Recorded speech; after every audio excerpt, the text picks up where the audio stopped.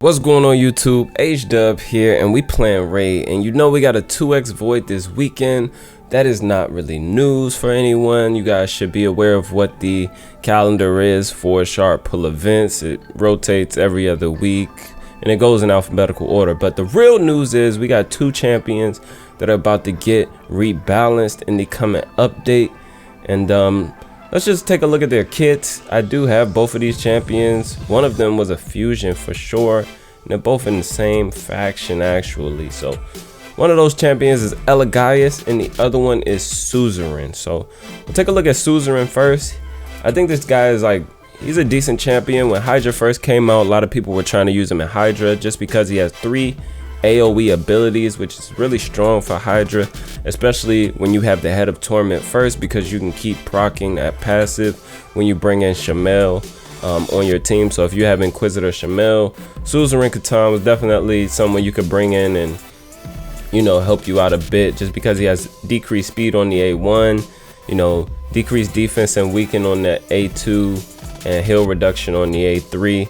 But I guess he is getting a buff of sorts. So let's take a look at, you know, what they're changing in his kit. So nothing with the A1. The A1 is going to stay the same. Still a 50% chance to place a decreased speed, which is still solid. I may end up bringing him into a Hydra team. We'll see if there's room for him.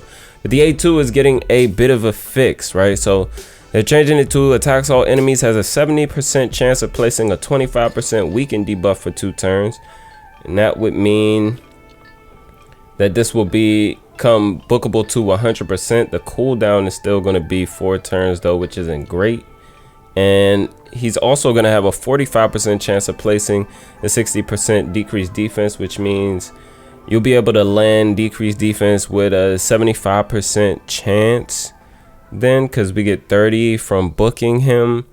So instead of how it works now, where if you don't place the weaken, you can place decreased defense, he's gonna have a chance to place both. And I think that's a great rework to his kit. The cooldown isn't great, but you know, everybody can't have this skill on a 3-turn cooldown. I guess his kit is already pretty solid with 3 AoEs, and they're going to also buff the damage. So it's gonna get some new multipliers. I wonder how hard he's gonna hit. I'm pretty sure people are gonna be testing this when they drop the update.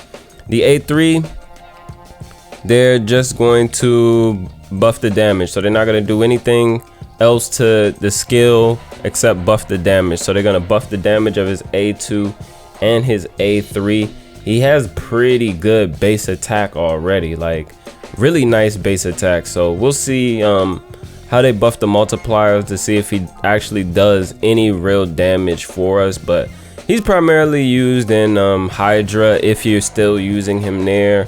He's a solid champion for Hydra. So if you have him, if you've invested in all of him and you're, you know, struggling on Hydra at all, then maybe, you know, this guy could come in and help you out. But it's more specific to, you know, when we have Head of Torment first, which is not always.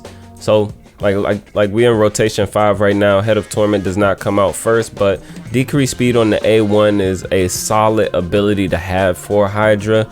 If you get decreased speed up, it's just going to help you take a ton more turns. Those Hydra heads can move pretty fast, so it is very helpful. So let's look at Eligius. Eligius is a fusion champion, and they're not doing anything to the A1. The A2 attacks when enemy puts the target skills on cooldown. If the enemy team has any duplicates of the target champion, will also put their skills on cooldown. The only change that they're implementing is he's going to place block buffs with this. So, you know, this is obviously still, you know, his kit is mainly for Doom Tower, you know, places where you have a lot of duplicate champions and faction wars. Block buffs, this is going to be, you know, pretty much OP for that faction, you know, because they have Valk waves on stage 21, so he could go in, put the skills on cooldown and place block buffs. So even if you don't deal with the Warcaster, at least the Valks won't get you know, block damage put on them, I guess. Yeah, so that's the only fix coming in there. and his A3 is an AoE. You can book it up to 100% chance to remove 2 random buffs. Has a 75% chance of decreasing all enemies' turn meters by 20%. Decreases enemy turn meters by a further 0.2% for every 1% of HP this champion loses. And what are they doing to the skill? It's going to decrease by a further 10% for each 1% of HP this champion loses. No, for every buff removed. So it's just going to be for every buff removed. So going to decrease the turn meter by 10% for every buff removed, which is a solid fix, but he's very much still a faction wars champion. Obviously you can use him in Doom Tower as well for the waves if like you don't have a speed team. So more so for people who are looking for, you know, other champions to use in their comps. Not a completely useless champion, but it won't be the fastest. If you have this guy and you're struggling on hard Doom Tower, this guy's definitely, like, I would say his kit is pretty good for hard Doom Tower waves. But if you're running a Seer comp, if you have 2 Kamars, if you got Yumiko, if you got multiple reset champions, like, you're not gonna use this guy for sure. Now, are they doing something to the passive? Okay, they decreased the cooldown, so when it's booked, it'll be 4-turn cooldown on the passive. And he's also gonna heal by 30% instead of 10%. So he's gonna heal by 30%, and he's gonna gain 30% turn meter instead of 20% of turn meter. But it will not prevent his death under heal reduction. Still the same. Okay, so he's gonna get more heals. He's gonna get more turn meter from his passive if he gets smacked, which I will say, you know, okay, cool. Yeah, maybe this helps someone out. You know, someone's gonna use him, right? Someone is bound to use this champion, right?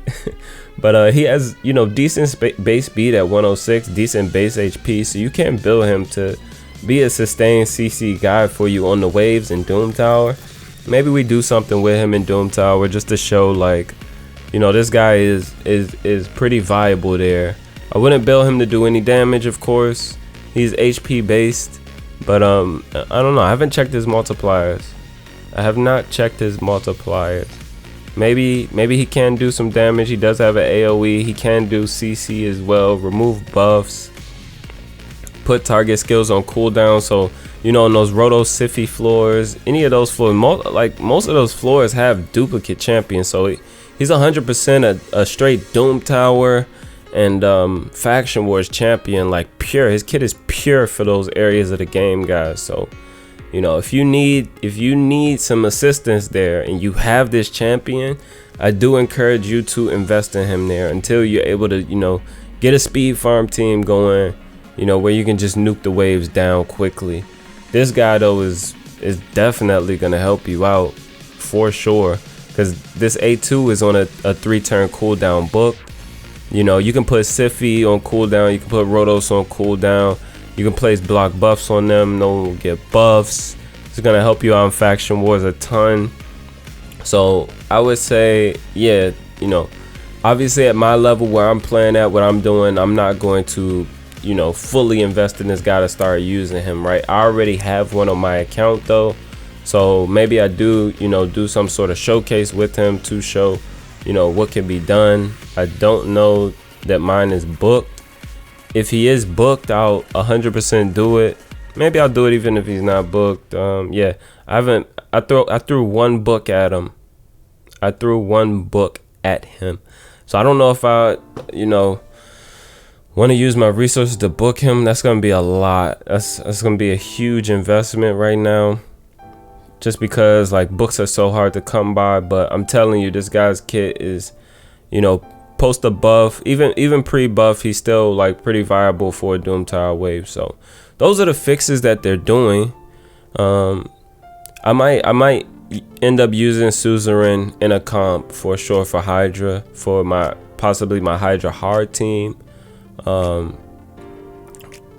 brutal. It depends. I'll think about it, but definitely 2 champions that don't get a lot of love. So, you know, let me know what you guys think in the comments below. How do you feel about these buffs to these champions, these reworks. Who would you like to see rework? Of course, if you like the content, be sure to like the video and subscribe. Turn on that notification bell, people. We're trying to get to 200,000 subscribers as soon as possible. And thank you for all your support as always. But until next time, guys, be good and be well.